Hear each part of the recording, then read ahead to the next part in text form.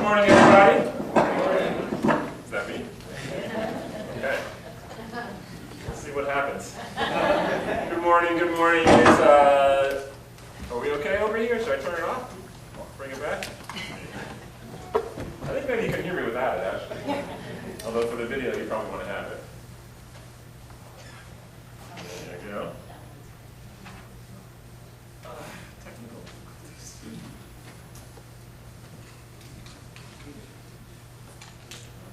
There you go.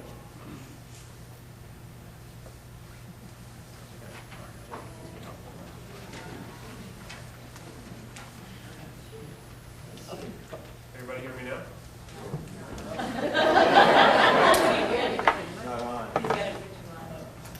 What about now? Yes. Let's try this again. Do we know the proper time of day? Good morning, everybody.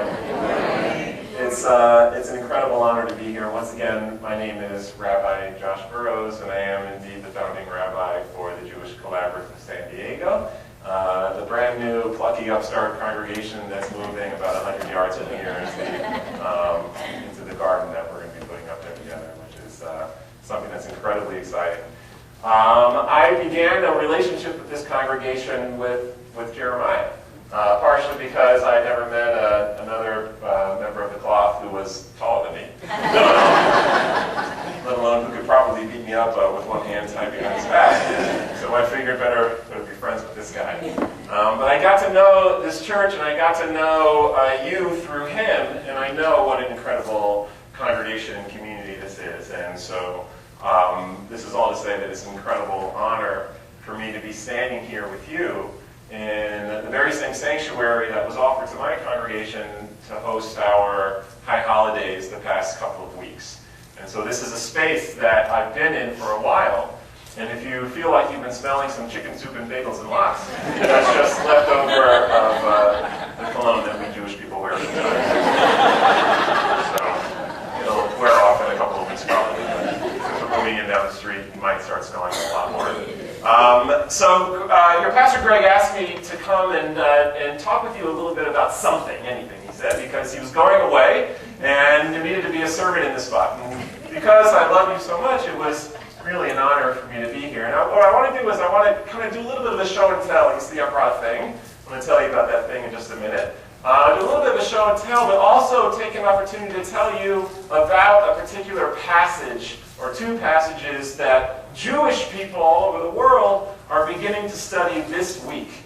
And so in order to kind of orientate you to what I'm talking about, the first thing I want to do is orientate you to that right there. Who knows what that is? What is that? That's Torah. That's exactly right. The Torah consists of what? Who knows? We often say like the first 5 books of Moses. There are only 5 books of Moses. There aren't any more books of Moses besides that. So the 5 books of Moses is what the Torah is. So we're talking Genesis, Exodus, Numbers, Leviticus, Deuteronomy, right? And that's what we're talking about in terms of the 5 books of Moses. So up there, what you have is a handwritten, very old Torah containing this document. And I'm going to allow folks to, during your, I forget what you call it, when you come up and get communion, I guess, or whatever it's called. What's that? For the offering. For the offering, that's what it is. So if I have a nice volunteer who wants to stand up and have the honor of holding the Torah, as everybody files past, you'll have a chance to perhaps touch it, put your hand on it, and kind of feel it. And one of these days, since I'm moving, just down the street here, we'll have a chance to open it up, and you'll be able to look inside it and have a good sense of what it is. This particular scroll is in its current form, 65 years old, but the particular parchment that's on it was 50 years old when they put it in its current form. So the writing in this particular Torah is probably about 115, 120 years old. And so it's a living thing. Now, if you ever had a chance to talk with Jeremiah about his understanding of what Judaism is, based off of his studies and his conversations with me, he would tell you that Judaism feels something like a texture as compared to Christianity, at least as he experiences it. Judaism feels like a texture as compared to Christianity. And here's what I mean when I say that. What makes us kind of unique in the world is that we're not exactly a dogma-based faith, meaning that to be a Jew, one doesn't have to believe anything to be a Jew. Whereas to be a Christian, one must believe in certain things to be a Christian. And if you stop believing in those certain things, then what do you stop being for that time? A Christian, right, exactly. That is a thing that we Jewish people don't really understand. Because whether you believe in Judaism or not, if you're born a Jew or converted to Judaism, you are a Jew no matter what happens. You kind of sign a document, it's a lifetime contract. It doesn't go away. There are famous examples of Jewish people who converted to other faiths, like, forgetting his name right now, a Jewish person who converted to Catholicism, eventually became a priest, and eventually became a cardinal, a very famous cardinal. And we Jewish people still call him as Jewish, so there you go. So it's not exactly a faith, right? So what is it? How do we interact with this thing, and how does it help us to kind of live in this world, right? How does it do that? So the answer is, what Judaism does is it engages us in an intergenerational dialogue. And when I say intergenerational, I mean actually very intergenerational. I mean through Judaism, you can have conversations with people who lived a couple thousand years before you. And in theory, conversations with people who will live a couple thousand years after you. Because it connects you in this sense of dialogue. But how does it do that? It does that by encouraging us to engage with a narrative, to engage with a text. And one of those texts, in fact, the most important of those texts, is this right here, the Torah. We think of this thing as a living, breathing human being. Notice it's not just sitting up there as a scroll, but it's dressed. If this Torah were to ever be sort of not kosher, where we couldn't read it, and we know we'd never be able to repair it, and we have to figure out how to sort of discard it in a good way, you know how we do that? We bury it, as if it were a person. We treat it in every way like a living being. The question is, how do we bring it to life? Right? How does it happen? How do we sort of engage with it? Well, the first thing is we want to make sure that we read every word of the book every single year. That's right. That's exactly what I said. We want to make sure that we read every word of that scroll every single year. Now, that probably sounds like that's going to get boring after a while, right? Like if you think of your most favorite book, imagine reading it throughout the year, every year of your life. Imagine doing that, right? At some point, the Harry Potter series starts to get a little right? Because you know what happens next. Yeah, Dumbledore dies. Sorry. Okay, so you didn't read that, maybe I ruined it for you. But, right, that's kind of what it feels like at times, and yet, that's what we do. Why? We do it because we recognize that every time we read it, we're going to see it in a different way. For me, the story of Abraham and the binding of Isaac, remember that story from the Bible where Abraham's told by God to bind his son Isaac upon the altar? That story meant one thing when the only perspective I had was that of son. That story meant only one thing then. And I thought, how could a father do that to a son? From the perspective of a son. Then I became a father. And when I became a father, I began to see that story in a different way. How can a father do that to a child? Right, from the father's perspective. In what ways do I put my own children up on the altar? Right, from my perspective. So every year we see the world a little bit different. Every year we are a little bit different. And so when we encounter the text, we're going to encounter it in a way that's a little bit different. So there's actually a couple of ways that we Jews guarantee that we read every single word of the Bible. The most famous, most popular way is that we essentially divide up the Torah into different Torah portions. Now, for Jewish people, you would hear that phrase all the time. What's your Torah portion? I'll tell you my Torah portion. We use that phrase all the time. But Torah portion is what we're sort of calling it, or in Hebrew, a parsha or parshat. It's a section of the Torah that we read on a given week, and this is prescribed, by the way. And so every Jew around the world this week is studying a particular portion of the Torah. Each portion even has its own name. And the name is based off of the very first word of significance for that particular Torah portion. Like, for example, if you knew the names of the Bible in Hebrew, does anybody here know the names of the Bible in Hebrew? You don't, do you? We're going to have to work on that. I'm moving just down the street, so. So the name of the book of Genesis is Bereshit. Bereshit means a whole mess of different things, but what it really means is in the beginning. Bereshit is the first Hebrew word of the Bible. That's why Genesis is called Bereshit. And that Torah portion, that Parshat, that's the very first Torah portion, is called Parshat Bereshit, named for that first word of that particular portion. So this week, since we just finished the high holidays, since we just began reading the Torah, going through the cycle, we are way in the beginning now. We are, in fact, way in the beginning of the book of Genesis. And we are only on our third Torah portion of the book of Genesis. That's not right. Our second Torah portion of the book of Genesis, and it's called Parshat Noach. Parshat Noach. Now, when you hear this word Noach, what does that make you think of? Noah, that's right. So Noach is Noah's real name in the Bible. There is a Noah in the Bible, but in the Bible, that's a girl's name. Because Noah is one of the 5 daughters who becomes a land inheritor, daughters of Zelophehad. Zelophehad becomes a land inheritor during the times of Moses. Right? So Noah, on its own, is actually a girl's name. My oldest daughter is named Noah. Noach is the boy's name. So this week's Torah portion is the story of Noah and the flood. And what a perfect Torah portion for this week. What a perfect Torah portion for you, given what you're talking about this week on the subject and theme of peace. What a perfect Torah portion for that. I had a rabbi who, as a kid, used to always say that you always get the perfect Torah portion for you at that time. So that's always what happens. Whatever theme you're thinking about, whatever life place you're in, whatever you're kind of like worried about at that time, that particular Torah portion is the perfect Torah portion to help you think about that. I don't know why it always works out that way, but it does. We see in this week's Torah portion, we have 2 narratives that are incredibly challenging and difficult. These 2 narratives are so hard that they're enough to take away a person's faith, I believe. These 2 narratives are so challenging that they make you question the ethics of God, God's self. Is God truly good? And does God only do good things? Does that sound like an easy question or a tough question? It's a tough question. But in the Jewish mind, the tough question is the one that you really want to ask.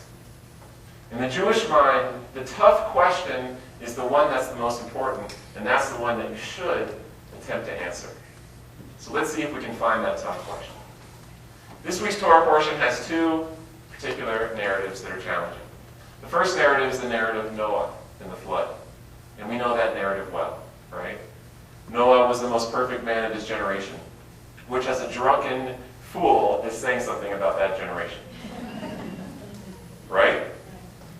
And God goes to Noah and says, Noah, you're the most perfect man in your generation. And unfortunately, the rest of the world is lost. And so I am going to bring a flood.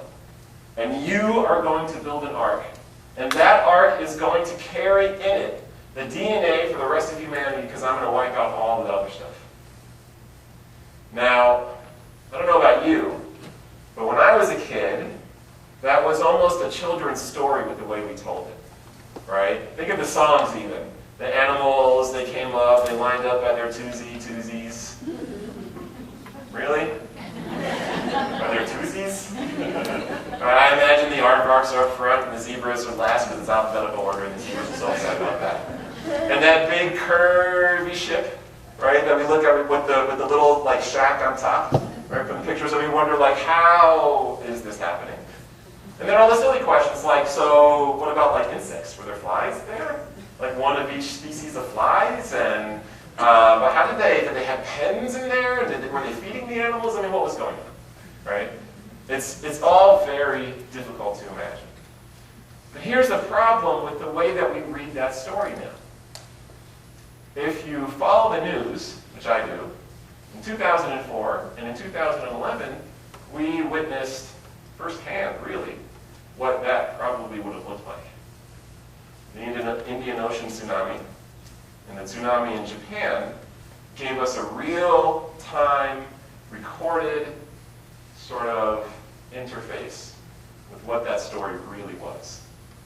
We're talking horror, the deepest of horror, the most adult of stories that we can find in the Bible.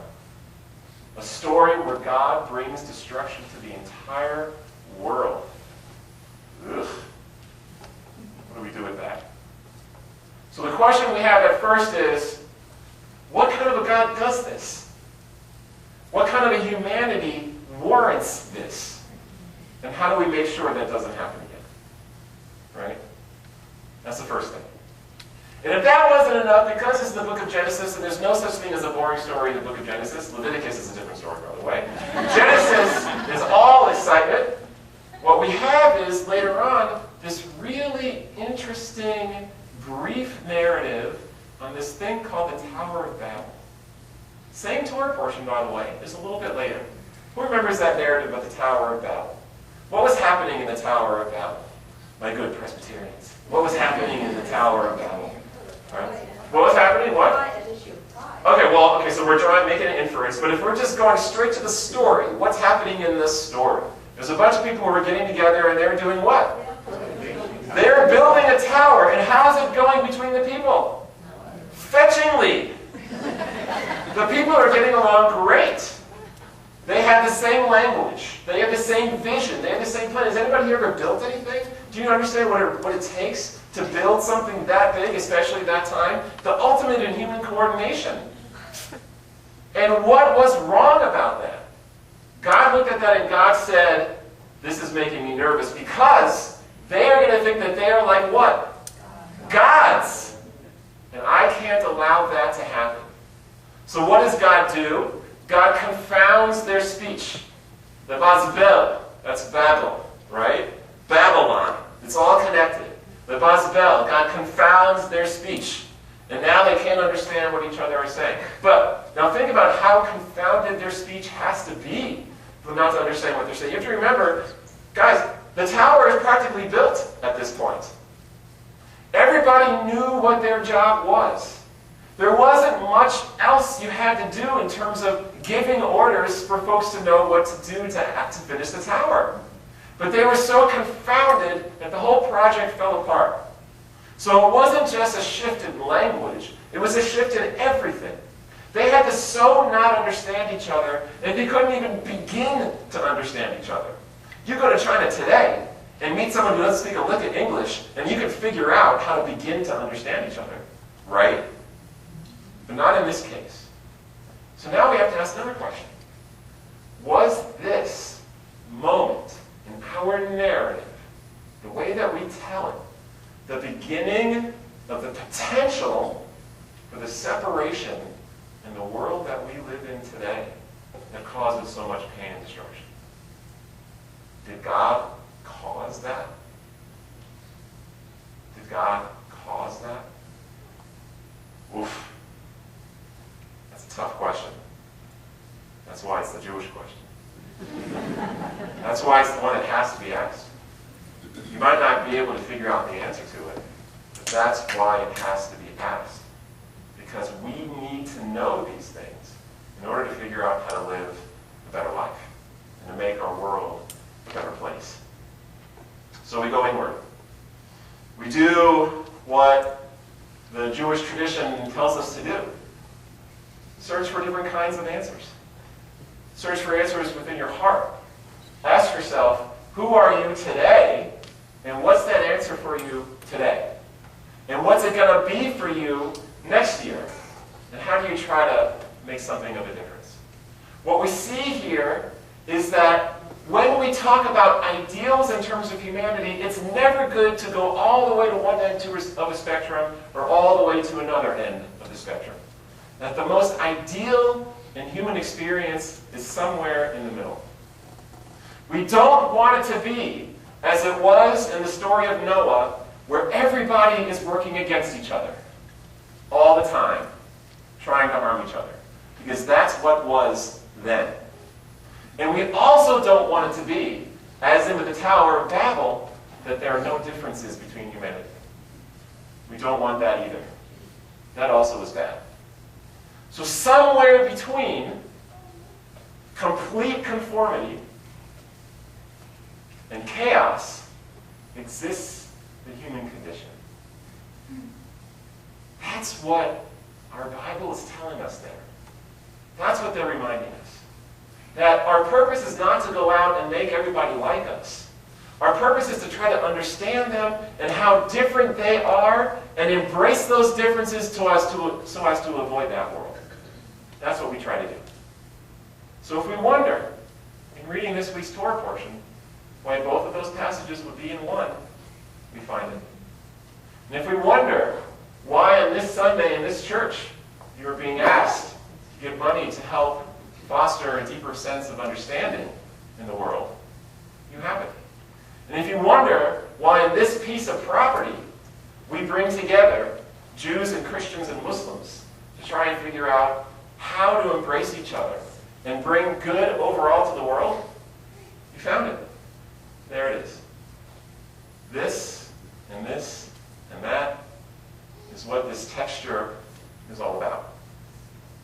The Christian faith is something that I try to make myself familiar with as a rabbi in this world, because this is America. And every single religious American leader needs to have a thing or two to say about Christianity. It so defines this nation and this part of the world and our politics and who we are. It defines everything. So when I look at Christianity, what I see is a beautiful faith that tells the story of God on earth. When you think about the cross is both the symbol of a thing that happened in history that's very painful, but the cross is also always the symbol of, God on earth. That's what it always is. And so when you think about what it means to be a Christian, what it means is to bring this sense of godliness to the earth, I think. When you think about what it means to be a Jew, it's sort of to engage in this texture, to find our way to our best selves so that we can bring more godliness to the earth. Christianity is through grace, but Judaism is more through headache. That's sort of how it works. So, as I stand before you as humble rabbi, as I stand before you as a partner with this congregation, as I stand before you as a representative of the Jewish collaborative moving here into this piece of hallowed sacred land, I stand before you, first of all, in gratitude for being so supportive for my young congregation. I stand before you in gratitude for even having me here in the first place. Also gratitude for being a Christian and for grabbing a hold of Judaism as your root, interpreting it in your way, and continuing to add to its meaning and value to this planet. We are partners in this Judeo-Christian tradition. And as we grow together, just as we watched humanity grow in this week's Torah portion, from the drunken debauchery of Noah to the people who had to learn that they needed to be different. Needed to be different. What I hope and pray for all of us is that we find our same way. For dogma, faith, or texture of discourse, we all do it together. In Judaism, we say, Kain Yehi Ratzon, which means, may this be God's will. Amen. Amen.